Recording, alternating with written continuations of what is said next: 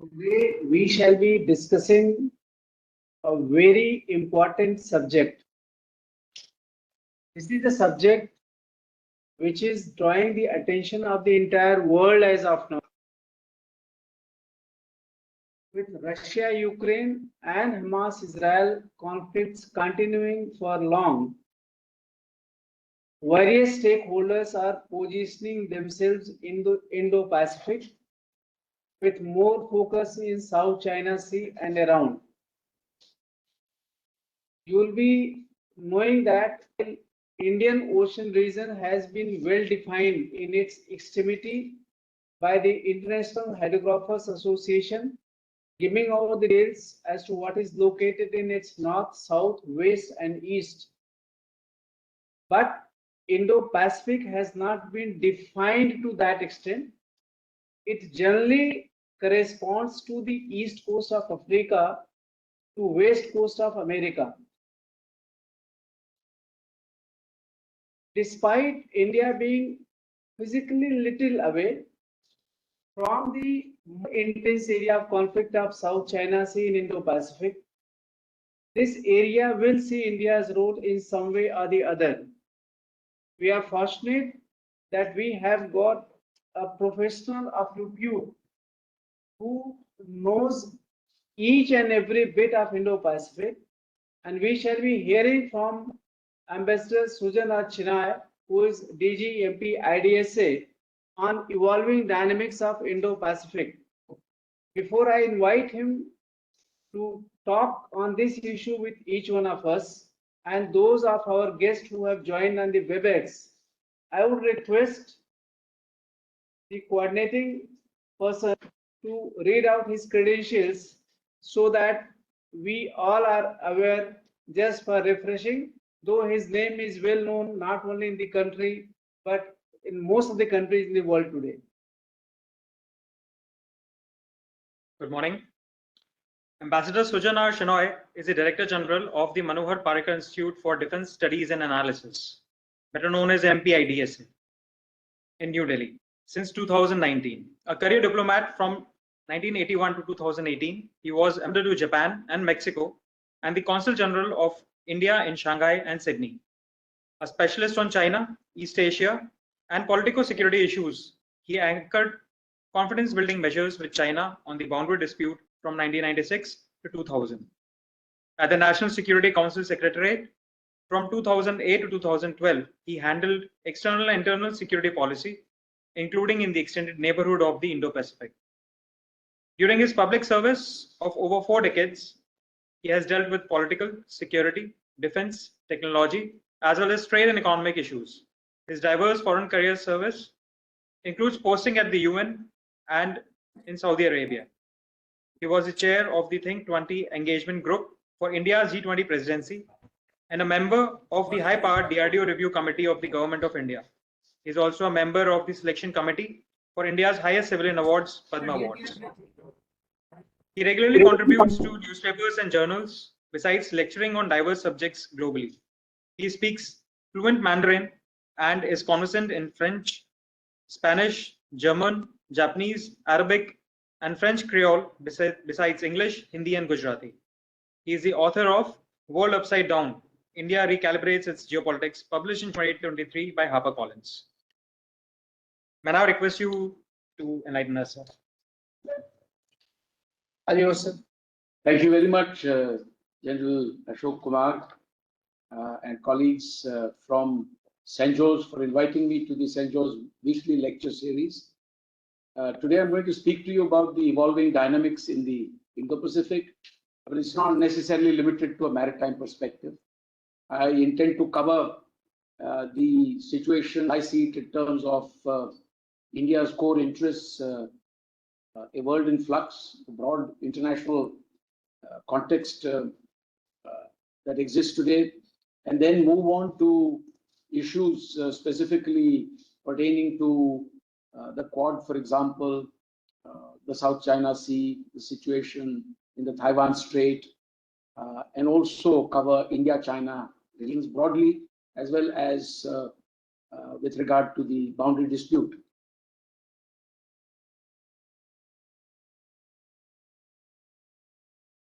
So India's core strategic outlook is something we must keep in mind, which is essentially that India requires a peaceful and stable environment in order to achieve rapid economic growth and prosperity. And therefore, protecting its sovereignty and territorial integrity is at the core of our outlook. The foundations for our outlook, the vision that we have, are essentially rooted in our own civilizational legacy, the teachings of Buddha, and more recently, the teachings of Gandhi, peaceful coexistence, non-violence. These define our outlook. We have never aggressed against any nation. But at the same time, India being a very large country, it has continental as well as maritime boundaries. It faces a twin nuclear threat, akin to the kind of threat that Japan faces in its own theater. We are a pluralistic and democratic country driven by these values. At the same time, while emphasizing a peaceful resolution of disputes, we are committed to using force in self-defense in case India's sovereignty and territorial integrity is threatened. Prime Minister Modi, as you know, is traveling to Italy for the G7 summit's outreach meetings today. And this will be an occasion to emphasize vision and outlook, that of a Viksit Bharat and the road ahead, and also to emphasize our democracy, the fact that we wish to have good relations with all and also act as a Vishwa Bandhu for the rest of the world. So this is the kind of broad message that he'll be taking across to Italy. And emphatically, of course, his participation there at the head of the world's largest democracy in his third term is a resounding indictment of all those that alleged democratic backsliding in India. Next, please. The broad international context today is that the world is in flux. The world is changing rapidly in terms of the realignments, the change in the balance of power, the traditional engines of economic growth that once existed in the United States of America and in Europe. These have moved over the last 30, 40 years towards the Asian landmass. Essentially, they have moved in the 1950s and 60s to Japan, in the 70s, 80s, 90s. These same engines of economic growth moved to China. In between that, moved to the Asian tigers, for example, like Taiwan, Korea, Hong Kong, Singapore. So there has been a great, realignment of what we call influence, economic power, balance of power taking place, but the structural part of it has not responded. Post 1945, the United Nations, including its privileged permanent membership, they remain frozen in time. The Bretton Woods organizations, the IMF and the World Bank also remain frozen in time. And so there is a mismatch today between the realignment and the global shifts in the balance of power and the structures that have been bequeathed to us in the aftermath of the Second World War. This has made response capacity, the capabilities of the United Nations and the existing multilateral structures somewhat weaker. They are not able to respond to the challenges that confront us today. So against a backdrop of weakened multilateralism, what we see is initiatives by several countries to maintain either strategic autonomy or to engage in issue-based alignments, multi-alignment. So it's a flatter world in which a number of countries today, states and also non-state actors, are acquiring the capacity to bridge absolute gaps and asymmetries in power. And a rebalancing is underway also because there are countries like China, for example, that are part of the existing global structure, part of the privileged, parts of the existing global structure, but at the same time, not happy with the fact that the existing global structure, the agenda setting is done by Western countries. A country like China wants to set the agenda also for the existing global structure. At the same time, It is also engaged in setting up parallel multilateral structures which are more in the likeness of its own aims, interests, and objectives. These are well known. For example, the Chinese have been working on the Global Development Initiative, the Global Security Initiative, the Global Civilization Initiative, and above all, the Belt and Road Initiative.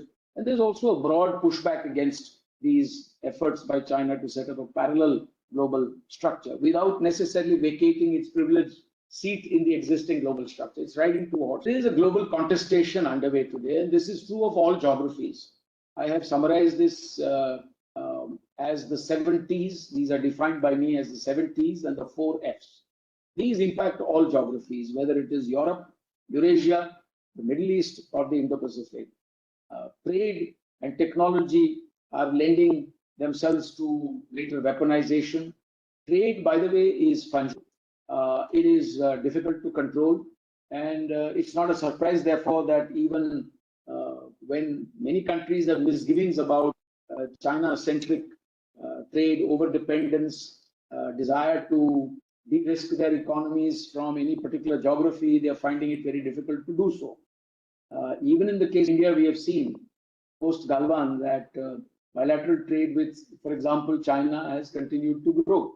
The simple fact is trade is not conducted by the Army, Navy, Air Force, the diplomatic service or governments. It is conducted by entrepreneurs, industry. It has a momentum founded on structural differences, asymmetries, complementarities, otherwise between economies. But when it comes to technology, this is a case where, for example, big tech has invested a lot of money. Big tech tends to work closely with government interests, with sovereign interests. It is subject to more legislation of that kind, and technology, therefore, is less fungible. Technology is a space where you can erode competitors' capabilities, and this is precisely what is happening in the unfolding tech between the West, for example, and China, the denial regimes, the sanctions regimes, the export control regimes that we are seeing in place with regard to electronics or artificial intelligence or semiconductors, particularly. So that's the tech space. Territorial differences abound all over the world, and our geography is no exception to this. Then the 4th T is that of terrorism. Terrorism should technically be uniting the rest of the world. It must unite the world against this scourge of terrorism, but unfortunately, we have seen that some countries tend to use terrorism as, for example, a very spurious, specious definition of terrorism as freedom fighters, for example. There are countries that support countries like Pakistan, which hosts terror networks. And unfortunately, China is also one of them that has been resisting the global listing of terrorists at the United Nations and the Al-Qaeda Sanctions Committee there, 1267, the UNSCR 1267 committee. So terrorism doesn't lend itself to a broader consensus today. We are also seeing divisions based on tenets. By tenets, I mean narratives, as in systems of political, social, cultural, economic governance in terms of comparisons, in terms of whether it is the authoritarian, autocratic, centralized systems, single party, non-democratic, that are doing better, or is it that the liberal global trading order that is largely democratic, it is they who will actually show the way forward. There is a kind of mistrust and difference in opinion there.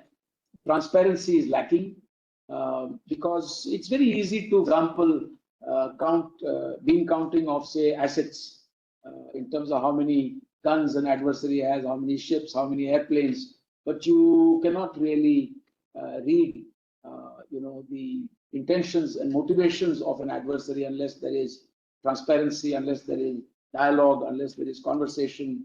And so all this results in a great deal of lack of trust. So that's the 7th T out there. And this is broadly true of all geographies. Then we've seen how the 4 Fs have impacted on the world, notably on the global south, notably on account of the disruption in supply chains, notably also on account of the protracted wars that we have seen in Ukraine and now in Gaza. And these have actually accelerated most of the differences that were already in place on account of the COVID-19 pandemic, or even earlier on account of the burgeoning trade war between the United States and China. So China's rise is exceptional, and never before in the history of humankind have we seen such extraordinary transformation in a matter of decades as we have seen in China. And that apart, the problem here is that China's rise has also given reason to see it as a disruptor because of the manner in which it has risen in a very telescoped fashion in a short time frame, without adequate conversation, dialogue, without adequate transparency and trust of the type that I mentioned earlier. And the fact that China essentially, while remaining part of the privileged structures and niches in the existing global structure, also is seeking to question that same global structure, especially the agenda, especially the right to set the agenda. So one can define China as an anti-status quo power. And it uses these two tracks to fulfill its own requirements, as I mentioned, the three initiatives plus the BRI. And there are some parts of its initiatives which are actually quite broad-based and globally acceptable. For example, the Asian Infrastructure and Investment Bank, the New Development Bank of the BRICS. These are initiatives where India is also a founding member, where countries like the UK and Australia are also, founding members in some of these structures. I'm talking about the AIIB. It's very complex, this situation. The other problem with China, as I see it, is that it wants the entire world just to its phenomenal rise in power, but it is not willing to acknowledge the relative rise of others. For while China has risen, it's not as if the rest of the world has remained frozen. The rest of the world is also aspirationally growing, moving forward. There is accretion in strength everywhere, and such adjustments have to be made on the part of China as well. Otherwise, it becomes a unilateral demand by China of the rest of the world that the world must adjust to China's rise. China does not have to adjust to anybody else's rise. That's where the cause for friction lies. It seeks a one China policy, but is not willing to give the same kind of reciprocity and equality in terms of the concerns that others may have with regard to their core interests. So there are many trigger points that we can see ahead.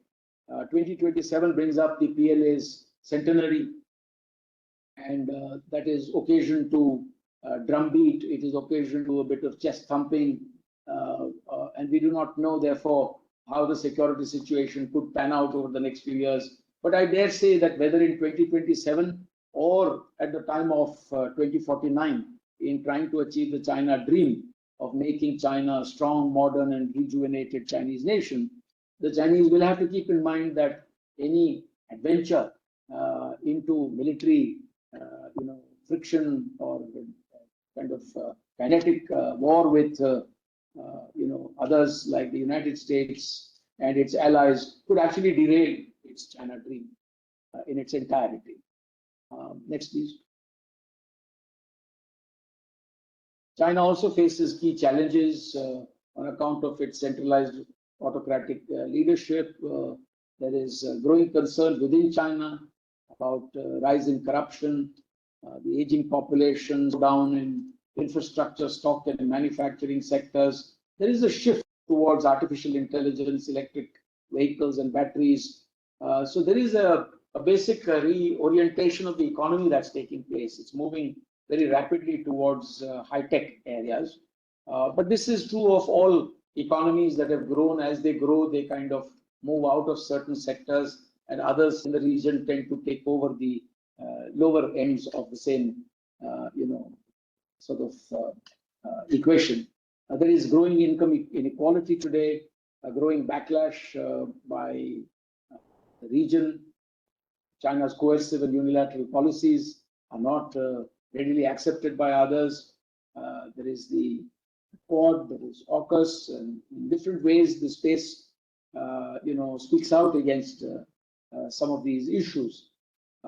China's policies in Tibet, Taiwan, Xinjiang, Hong Kong, China Sea, East China Sea are also under growing scrutiny. Next, please. The Indo-Pacific is otherwise a natural region. I mean, it's not a very new invention. The term Indo-Pacific is being used now, but otherwise is an ancient concept, as any mariner will tell you. Even the colonials, for example, the colonial powers knew the interconnectedness of the Indo-Pacific. They moved seamlessly between these spaces. The finest example, in fact, is Great Britain, that rode the highway all the way from east of Suez to Shanghai.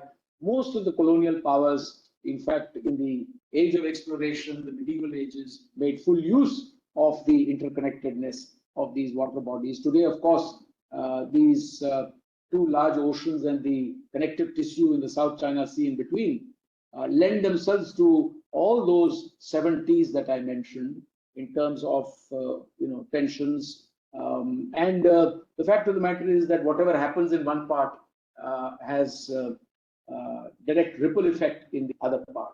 So these are conjoined together. Next, please. The Asia Pacific, in my view, was a very relevant concept that arose after the Second World War, but it had a shelf life of about 50 years. And by the end of the 20th century, the Asia Pacific, in fact, went out of fashion. Why did it have a shelf life? Because during those 50 years of the second half of the 20th century, it is this very large market of the United States of America across the Pacific that was made available across those waters, first to Japan, which resurrected itself from the phoenix light from the ashes of the Second World War. And in its wake, the Asian tigers also similarly became manufacturing or processing hubs with access to that one big great market in the United States of America. And eventually it was China also that did the same thing. So we are talking about 55 years, from 1945 to roughly 2000, a period in which there was a great connect between a certain part of Asia, that is to say, the Far East, Northeast Asia, and some parts, peripheral parts of Southeast Asia growing because of access to the biggest market in the United States across the Pacific. That's why we have Asia, a continent linked to the Pacific, and thence to the market in the US. Beginning this century, we have seen that it is not just China that's growing. Growth, prosperity, economic development has spread to a much wider region. It is spreading very rapidly over the last 2 decades to other parts of Southeast Asia, to South Asia in particular, where India has become the fastest growing large economy in the world, soon to be the 3rd largest from its current position as 5th largest. And what is more, it is also spreading towards the dynamic littoral part of East Africa and continental Africa as well. And so the Indo-Pacific is a much fuller, more representative, more democratic, more inclusive expression of the 21st century. To deny the Indo-Pacific, as China and Russia tend to do, is to deny democracy. It is to deny inclusivity. It is to have a kind of closed-door policy towards others. So we therefore today must use the term Indo-Pacific, which is a more representative, inclusive, democratic concept, and more in tune with the aspirations of a much larger geography and a much larger number of people across the Indo-Pacific. Next, please. There are several choke points, as naval officers would tell you, throughout this region, and they of course give rise to these concepts of interdiction, blockades, etc. And also many of them are trouble spots. For example, the Bab el-Mandeb you see is a trouble spot with regard to the Red Sea, the Houthi problem that we see today. In the Strait of Hormuz, again, we have seen tensions between particularly Iran and the United States or the UK. There is a big presence of the combined maritime forces in the upper reaches of the Arabian Sea, in the Gulf and just outside of it, the Strait of Hormuz and outside of it. And we have seen how piracy is an issue which is raising its ugly head again, and perhaps even spilling over onto the Gulf of Guinea on the other side of Africa. We have piracy also in the waters of Southeast Asia, across the Malacca and beyond. And these are sea lines of communication which are often referred to as what we call free and open Indo-Pacific, unimpeded trade and commerce on the high seas, unimpeded navigation and overflight. These are basic concepts of the Indo-Pacific. Next, please. The Quad, of course, has now gained fresh momentum, and since 2017 has grown very rapidly, moved up from a Director General or Joint Secretary level dialogue to a summit level dialogue. And we are seeing focus on key issues like, for example, during the COVID period, we saw issue on healthcare and vaccines, etc. But also more fundamentally on things like critical supply chains, illegal, unregulated, unreported fishing, artificial intelligence, maritime domain awareness, critical and emerging technologies. And so there's a lot that's happening in the context of the Quad. The Malabar is actually a naval exercise, which is a flip side of the same coin, theoretically, in terms of overlapping, in fact, identical membership. But the Malabar, remember, started out as a bilateral exercise between India and the United States in 1991. In the aftermath of the collapse of the Soviet Union, I happened to be Deputy Secretary Americas at that time and was part of the first of the dialogues there, which we had on what we called Kicklighter proposals, because Admiral Kicklighter was the PACOM chief at that time. That grew over time from bilateral to trilateral when Japan became an occasional participant in the Malabar, and eventually Australia was brought in 2020. Japan became a permanent participant in the Malabar in 2015 during my time in Japan as ambassador. And we have also seen how the Malabar had its ups and downs, because it did cooperate in the immediate aftermath of the Boxing Day tsunami in 2004 by having a joint exercise also in 2007. Not just the 4 members of the Quad, but also Singapore was involved in that particular exercise, which gives rise to the concept of a Quad Plus. And that is also playing itself out today in terms of occasional exercises with partners other than strictly Quad members. Anyhow, I think there is scope for the Quad to grow in the future and to perhaps also include more specifically some military issues. There is considerable scope there. Next, please. There are tensions in the Taiwan Strait, as you know, and these have increased in recent years. The fact of the matter is that China has never given up the right to use force to reunify with Taiwan. And the contradiction lies in the fact that the United States of America, even after resetting its ties with China in 1971, and then having several agreements with China, and normalization of diplomatic ties, etc. It actually had the Taiwan Relations Act of 1979, which replaced the Mutual Defense Treaty with Taiwan of 1954.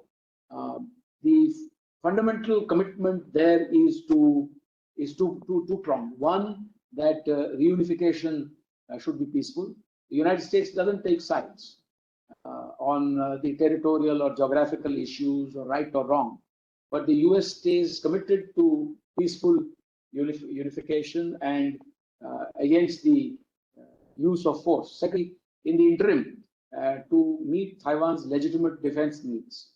So therefore, there is a contradiction here. And the Chinese, while they've not given up the right to use force, in my view, are unlikely to use force for a war with the United States over Taiwan. And no matter which way it goes, it's likely to leave a very, very deep effect on China's ability to continue economic growth at a time when its economic growth is slowing down, and in fact put a huge question mark on its own realization of the China dream. So it is, in my view, not ruled out. In fact, in terms of probability, there is a certain probability, but if you say, is it immediately possible, I would say it's unlikely to take place anytime soon if the right kind of thinking guides Beijing as well. Next, please. If Taiwan falls, in my view, Japan is definitely next. And so Japan really would have to get itself involved in any kind of kinetic action. I'm not saying that the Japanese might be ready to do this, but I cannot see how Japan can stay out of it. If they do stay out of it, and if China succeeds, for example, in taking over Taiwan, then I would imagine that Japan will have to reconcile itself to a second-grade status in Asia for all times to come. It will have to reset its own equation with China. And if the US fails to intervene militarily to stop any kind of use of force by China to reunify with Taiwan, then that will put an end to US credibility and its posture in the Pacific, and perhaps through the Indo-Pacific will lack credibility in the future. Next, please. South China Sea, is it the next flashpoint? I mean, one cannot rule out this fact. But the point here is that, before the Second World War, it was essentially Japan and the French who were the main maritime power in the South China Sea.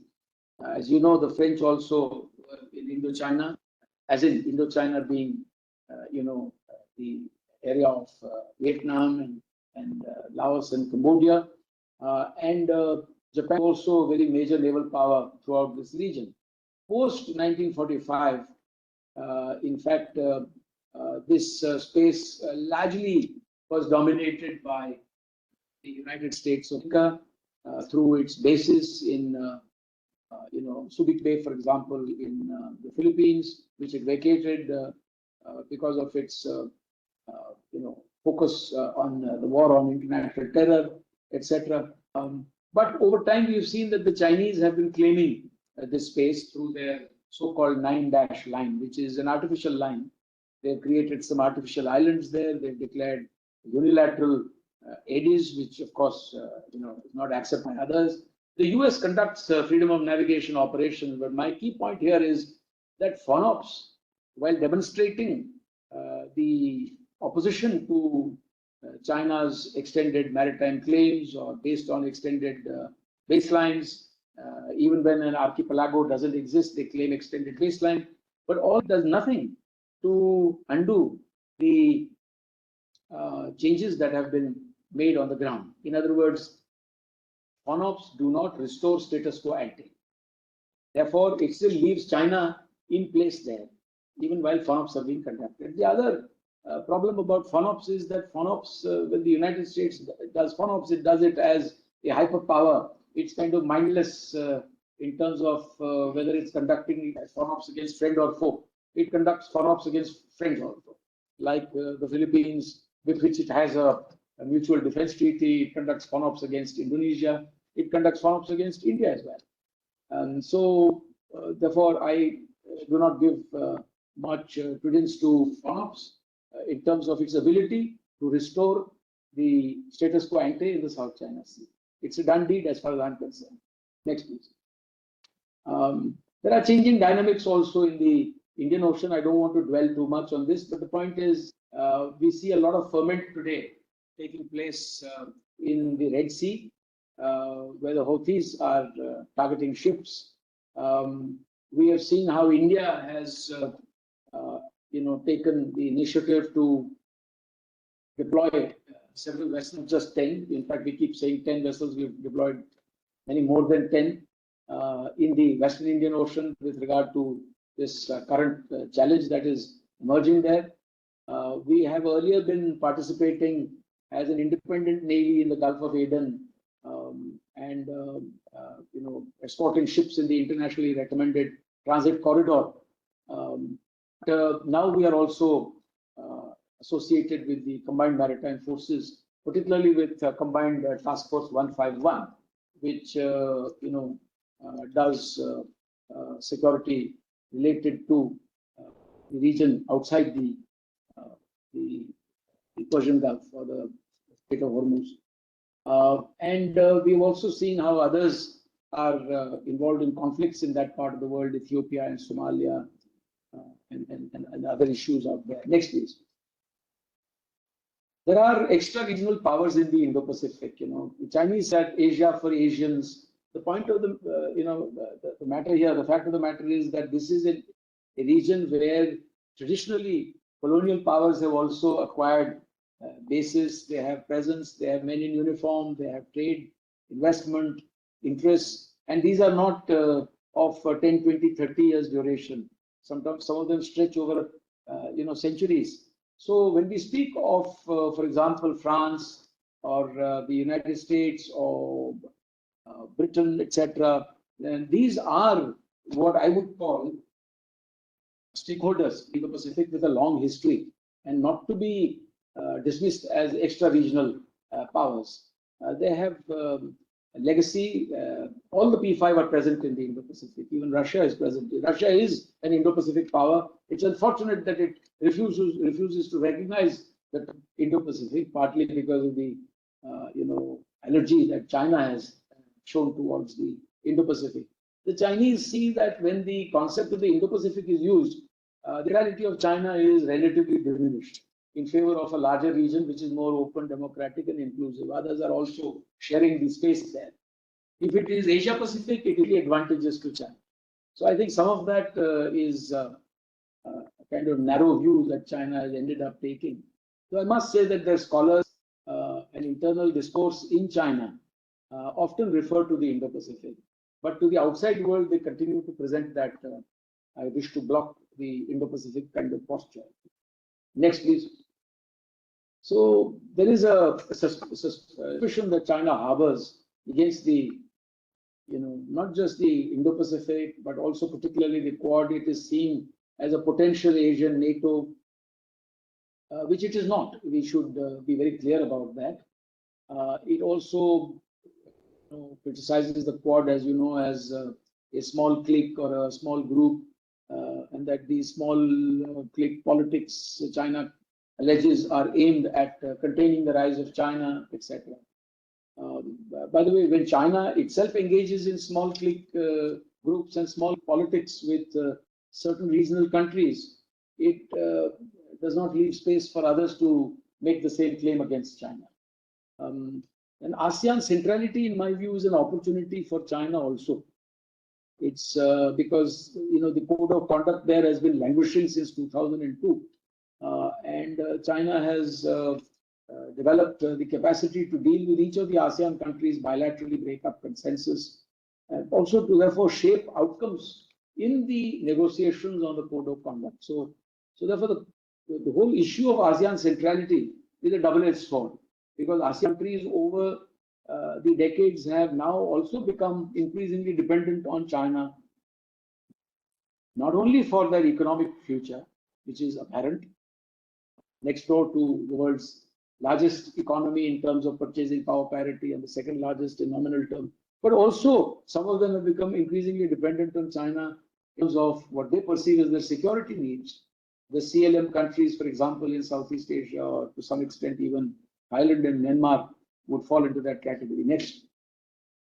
China's naval power is growing, as you know. It's one of the largest navies in the world, as per Pentagon reports.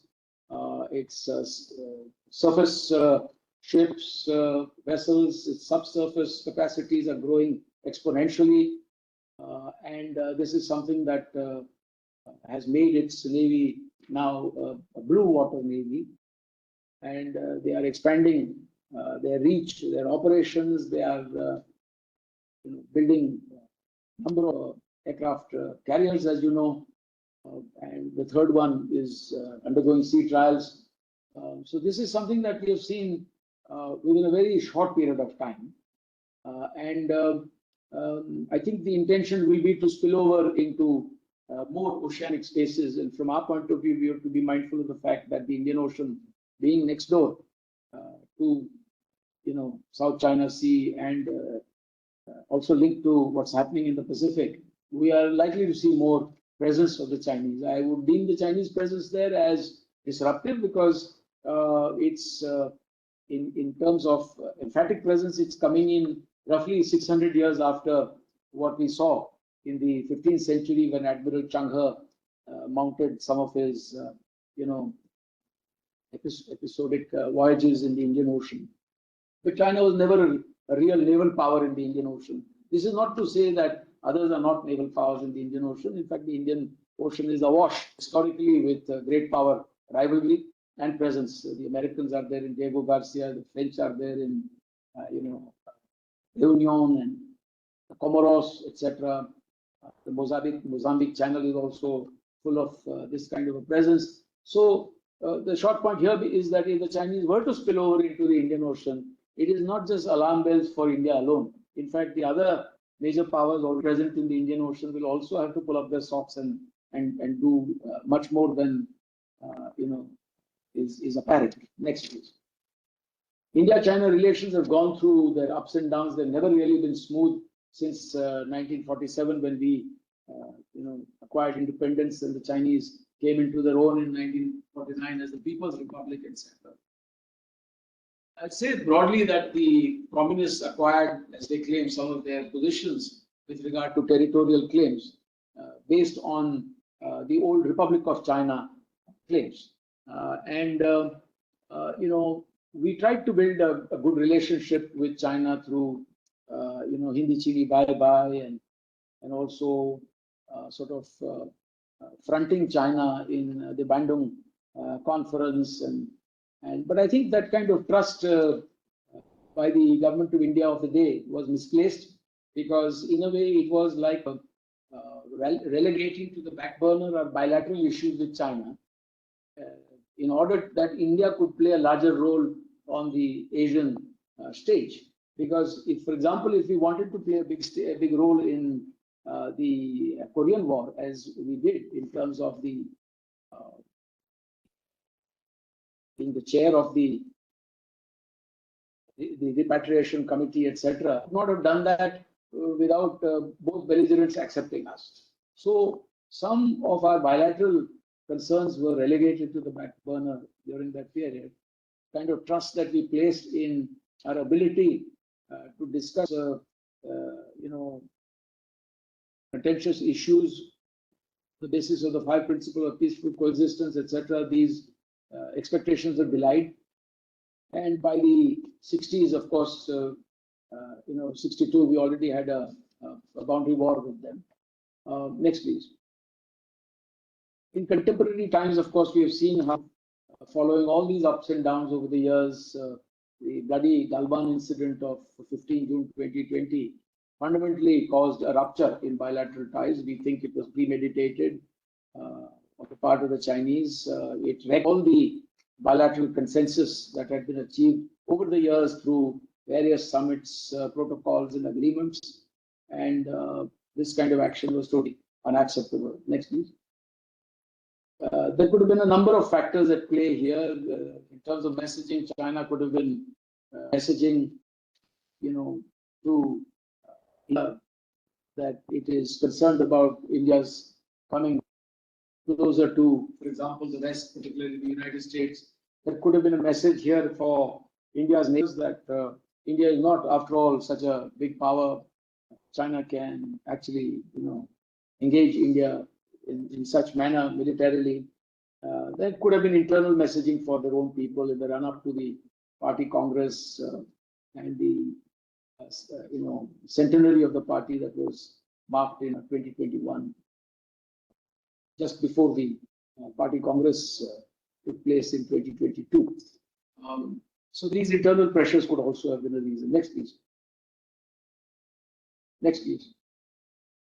We took a number of measures against China to protect our own interests, including in the economic field. We amended FDI rules to make sure that countries that have land borders with India did not invest in India without going the proper RBI prior approval route. General financial rules were also amended to make sure that procurement by government departments in India also took note of this fact that we buying more from India and not necessarily sourcing from outside. Greater scrutiny of Chinese investments in Indian markets. Custodian banks were to disclose the ultimate beneficiary owners, etc., etc. And apps were also banned, as you know. I mean, India is perhaps the only country in the world that took that step to ban Chinese apps. More than 300 apps were banned.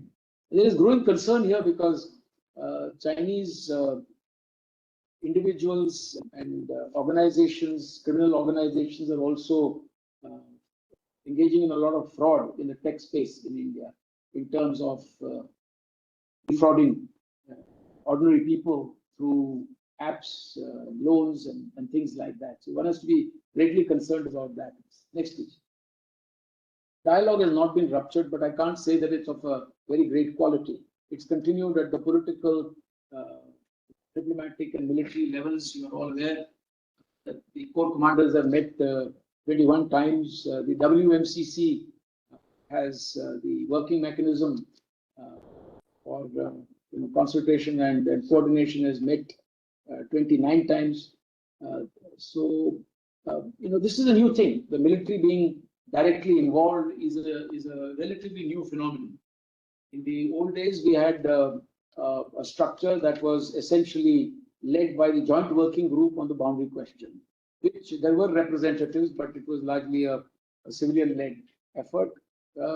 Below that came the expert group of diplomatic and military officials, which was set up following the 1993 Border Peace and Tranquility Agreement.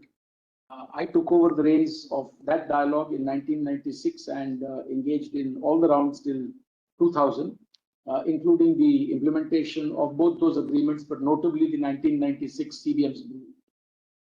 For that was the immediate task at hand for me. And that was a composite dialogue. We always had representation in the group from MO, for example, at the level of Director MO1, occasionally, DDG MO would also come in. I had very distinguished colleagues at that time working with me, people like General Nirbhay Sharma, General J.J. Singh was ADG at that time, General Vij was Vice Chief, and I remember my close friend General J.S. Bajwa as Director MO1. Later, General Gurmeet came in for a year. Now the Honorable Governor. Now I think I can say that the EG is been repackaged as the WMCC today. So today also the WMCC is a composite kind of group, but it is headed by the Joint Secretary, me, and these are parallel tracks that are doing their work. The special representatives have met 22 times, but the last meeting took place in 2019. On our side, the National Security Advisor is the special representative. Next, please. The boundary issue is complicated. I don't want to go into too many details. Suffice it to say that we claim a boundary based on a historical, traditional, and customary line backed by some treaties as well. The Treaty of Tingmos Gang, for example, 1684 in Ladakh. The Treaty of Chushul, again in Ladakh, in the western sector in 1882. Shimla Convention, the McMahon Line of 1914, which had an impact in terms of the eastern sector. And broadly speaking, India's position is based on the internationally accepted principle of the watershed. Generally speaking, the watershed tends to run along the highest crest line, but not necessarily so. There can be also multiple watersheds. Watersheds also need not always be, for example, running, for example, east to west or west to east. They can also suddenly run north to south or south to north.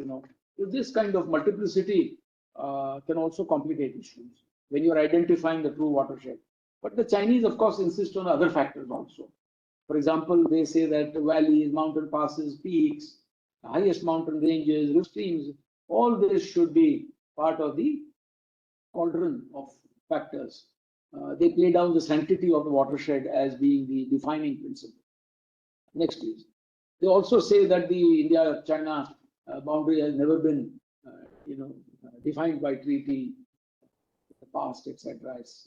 And yet they also say that there is a traditional.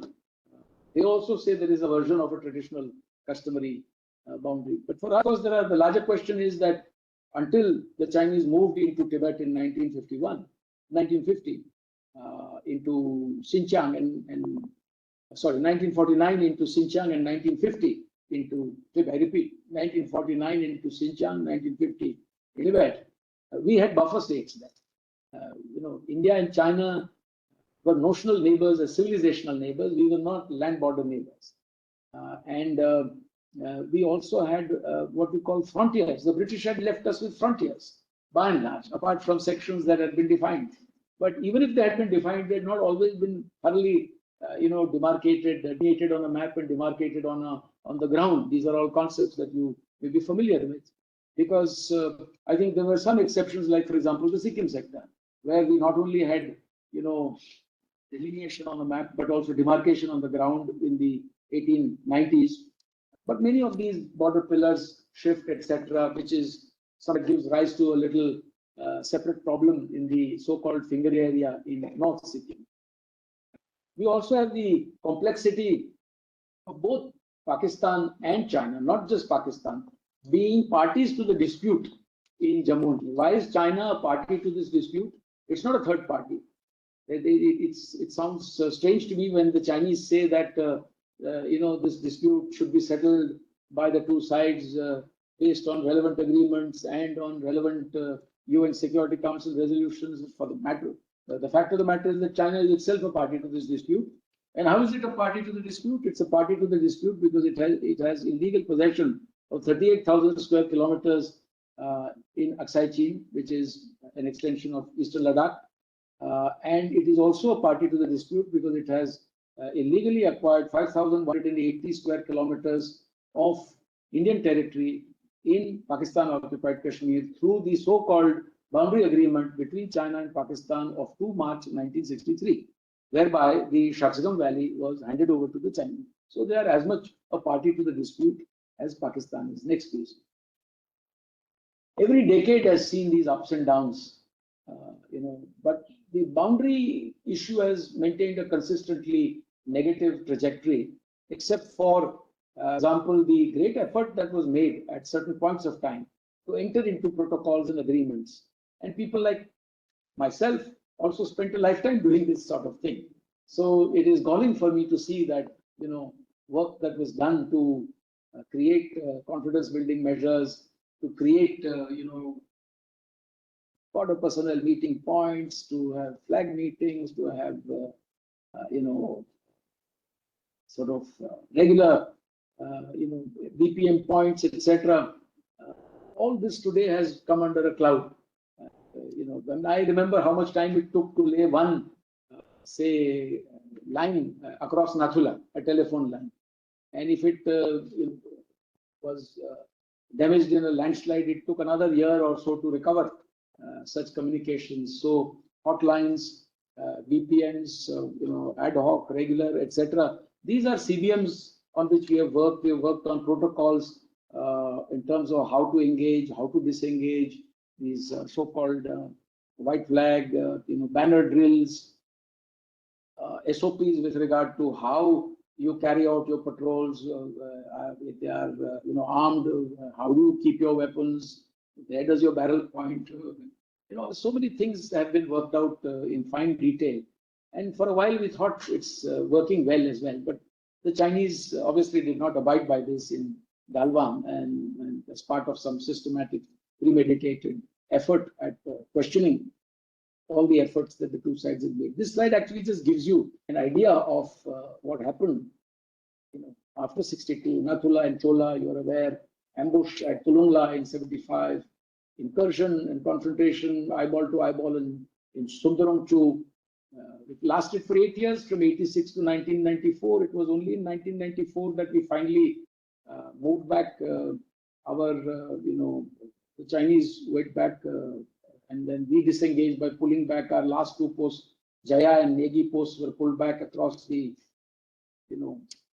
southern side of the Hathungla-Lungrola ridgeline in that wider Taiwan sector. That is, Sundarangchu is located just east of Namkachu, as you're aware, with the Namjiangchu cutting across north to south from, Tibet into India. Next, please. Please refrain from taking photographs if you don't mind.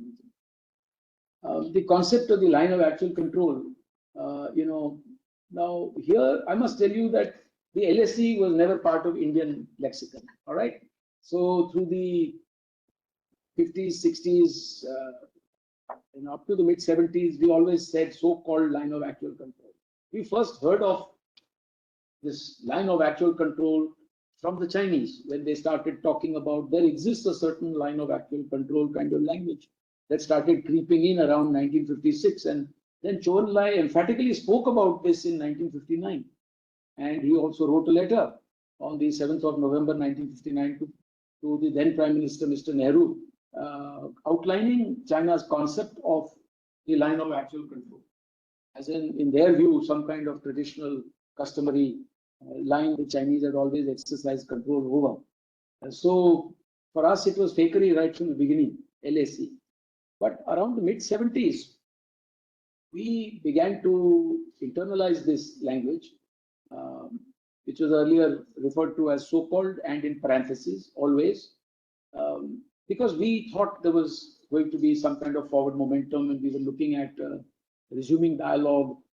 Ambassadorial level ties were about to be resumed in 1976, etc. And so therefore, the China study group, which had by then been set up, was looking at how to define our version of the line of actual control, for we might have to enter into some kind of dialogue, especially with regard to CBMs, if not with regard to, broader clarification and confirmation of such a line. Next, please. Next, please. The PLA has been consistently building infrastructure all these years, and they have the first movers advantage. India in recent years has also upped the ante and has been building infrastructure on its side, to which the Chinese have been, objecting, which is not correct because the Chinese have built all the infrastructure they want on their side. But they take, objection to our building infrastructure on our side, which is required for development of border areas. It is required for supporting and supplying our presence along the line of actual control in the forward areas.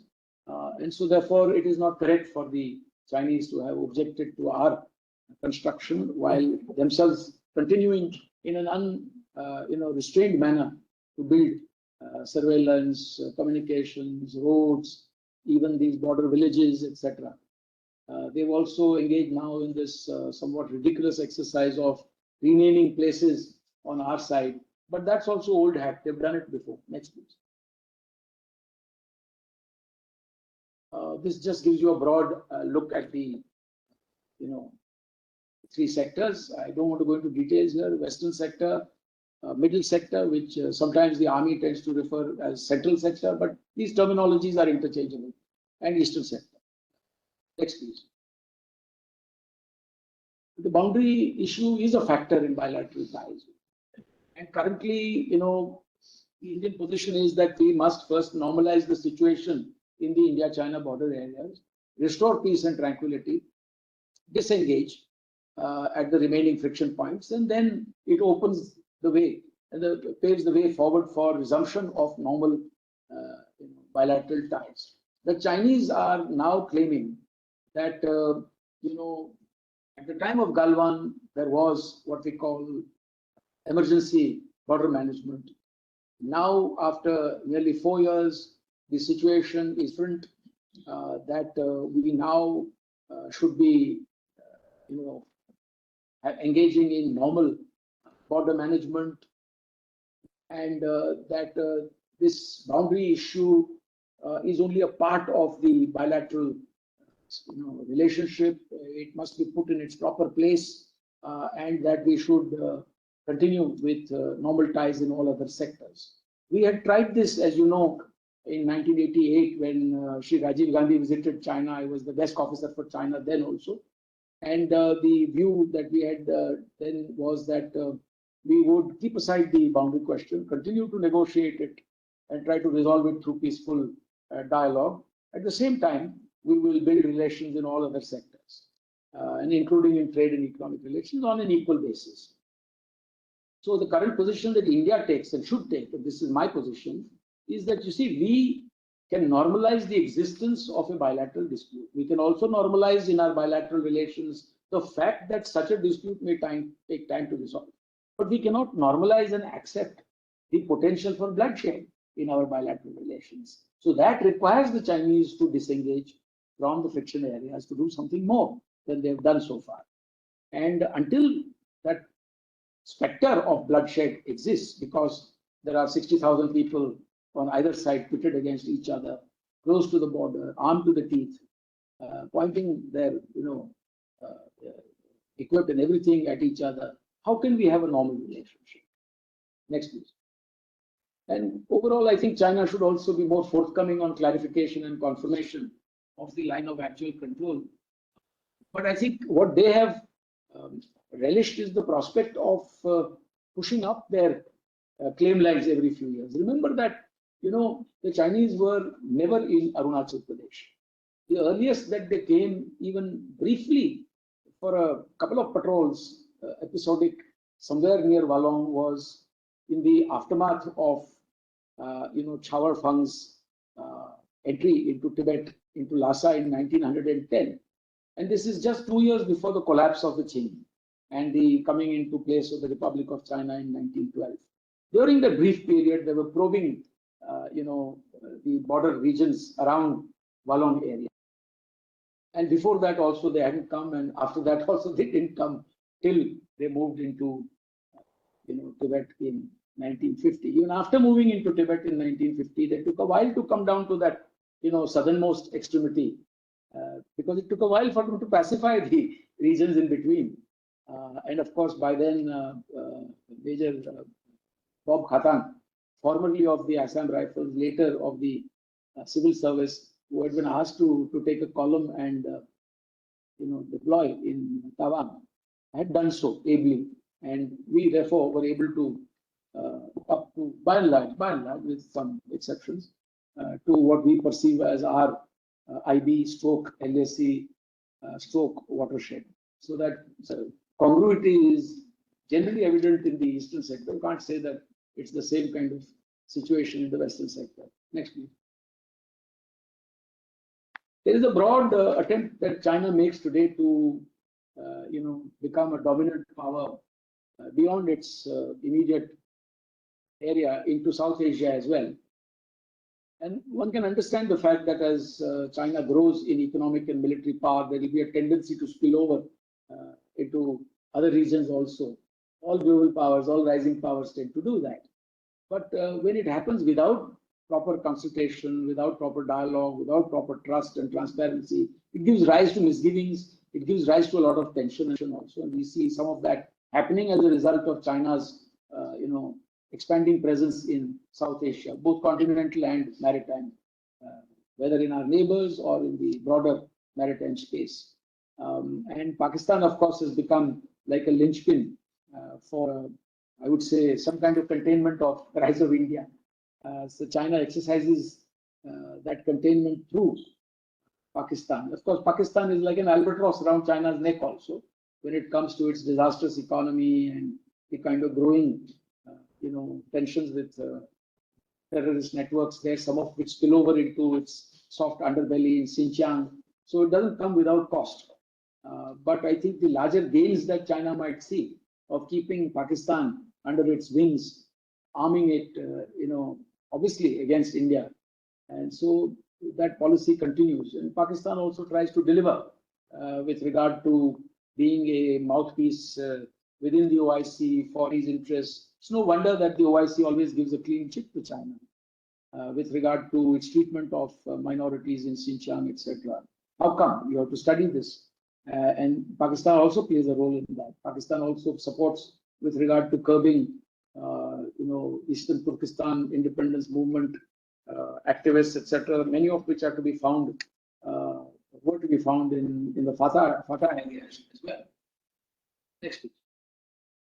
Anyway, this slide I've just kept up for interest because I know there's a lot of people who say there's a two-front war, and I would imagine a lot of people in serving departments also imagine this. I have a slightly different take here. You see, what I'm trying to say here is that if Pakistan were to enter an India-China conflict, India is more likely to hit out at Pakistan first, to Pakistan's disadvantage. All right.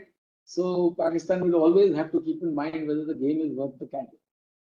And China also, it's not so easy. If there were an India-Pakistan conflict, it's not so simple for China to jump into the fray because, when you, as a great power also, when you involve yourself directly, insert yourself in a two-front war, mind you, other great powers also see this to be a great disadvantage to their, sort of influence, presence, stakes, etc. You're seeing that unfolding in Ukraine and many other parts of the world. So it's not so easy for any established great power to simply unilaterally jump into the fray. If China were to do that, I have absolutely doubt that there would be a great deal of pushback because it changes regional balance of power, and other great powers will be loath to countenance that. So we don't have to constantly be also obsessed with two-front kind of thing.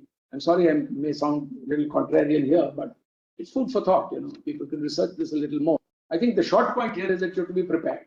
You have to keep your powder dry. You've got to be ready to take on your northern front. You've got to be ready to take on your western front. How you do it is a matter of detail. But we, I think, are ably along that path also right now. This present government has done a lot to equip our armed forces with whatever they need. And I'm sure our armed forces, being second to none in the world, will continue to play their role for India's sovereignty and territorial integrity. Next, please.